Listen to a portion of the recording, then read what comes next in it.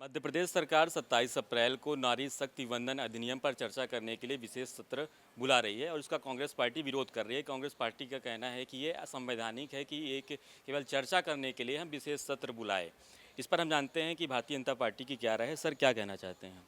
देखिए, भारतीय जनता पार्टी और प्रधानमंत्री मोदी जी देश की आधी आबादी को उनका पूरा अधिकार देना चाहते थे और कांग्रेस और उनके सहयोगी दलों द्वारा जिस तरह लोकसभा में नारी बंधन अधिनियम के खिलाफ मतदान किया गया, देश की आधी आबादी के साथ धोखा और अन्याय किया है। अब भारतीय जनता पार्टी सरकार चाहती है कि मध्य प्रदेश में भी नारी शक्ति की आवाज़ देश भर में पहुंचे, इसलिए इस मामले पर विस्तृत चर्चा हो, सभी लोग अपना पक्ष रखें। लेकिन कांग्रेस पार्टी जिनने धोखा दिया है नारी शक्ति को, वो चर्चा से भागना चाहते हैं और इस चर्चा के बाद मध्य प्रदेश से प्रस्ताव भी पास होके जाएगा। साथ ही ऐसे लोगों की निंदा भी होगी जिनने नारी शक्ति को धोखा दिया है। भारतीय जनता पार्टी सरकार दृढ़ इच्छा शक्ति के साथ नारी शक्ति को उनका अधिकार देने के लिए हर जरूरी कदम उठाएगी।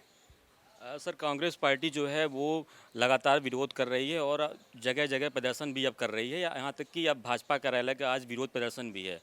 तो इस पर देखिए, कांग्रेस पार्टी और उनके सहयोगी दलों का आचरण अब जनता के सामने उजागर हो गया है। क्या देश की नारी शक्ति को उनका अधिकार नहीं मिलना चाहिए? कांग्रेस पार्टी चाहती है कि नारी शक्ति के नाम पर एक विशेष परिवार के नेतृत्व को ही अधिकार मिलता रहे और देश की आम महिलाओं को कभी विधानसभा और लोकसभा में जगह न मिले। और आज जब हमारी पार्टी और हमारी सरकार ने उन्हें अधिकार देने के लिए कदम उठाया तो कांग्रेस पार्टी ने धोखा दिया। कांग्रेस कितनी भी नौटंकी कर ले, देश की जनता उन्हें अच्छे से पहचान गई है।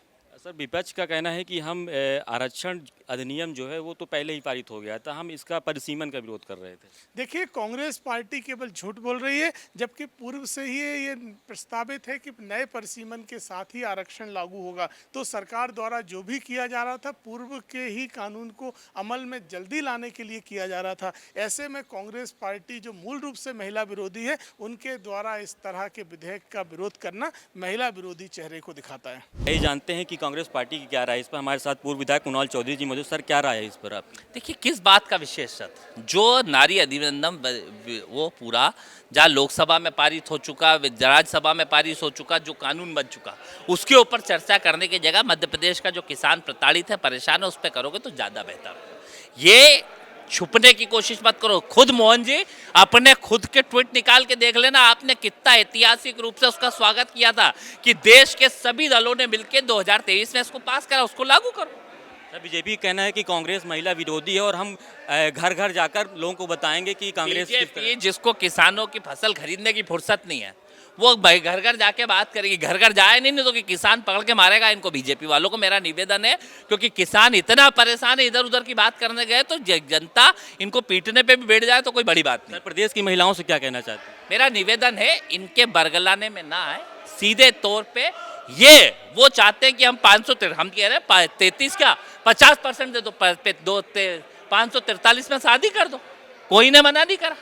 पर हम कह रहे हैं कि 833 850 करोगे तभी देंगे। ऐसा क्यों?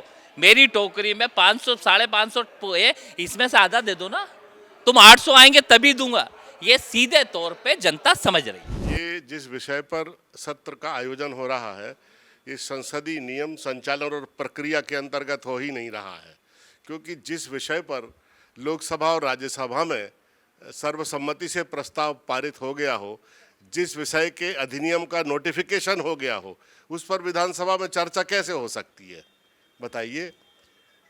बिल पास हो चुका है, अब तो केवल राज्यों को और केंद्र सरकार को केवल परिसीमन करना है और जो अभी 556 सीटें हैं उनमें से 181 वो कौन सी सीटें हैं जिस पर महिलाओं को रिजर्वेशन देना है, उसको आइडेंटिफाई करना है।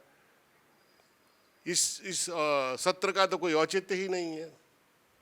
सर, सरकार का कहना है कि कांग्रेस जो है महिला विरोधी है, विपक्ष ने जो है इस एक्ट को पारित नहीं होने दिया है और हम जो है घर घर जाकर महिलाओं से बात करेंगे और कांग्रेस पार्टी के इस कृत्य का प्रचार करेंगे।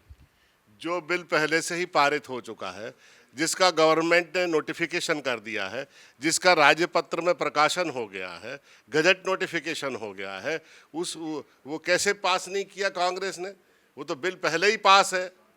ये तो जो लोकसभा में जो बिल गिरा है, ये जो विधेयक है, इसको परिसीमन के वस्त्र पहना दिए थे इन्होंने। तो हमने केवल इस विधेयक के ऊपर जो परिसीमन के वस्त्र पहनाए थे वो निकाल के विवस्त्र कर दिए। अभी तो विधेयक अभी भी एग्जिस्ट करता है, पास है, बस इन्हें रिजर्वेशन करना है।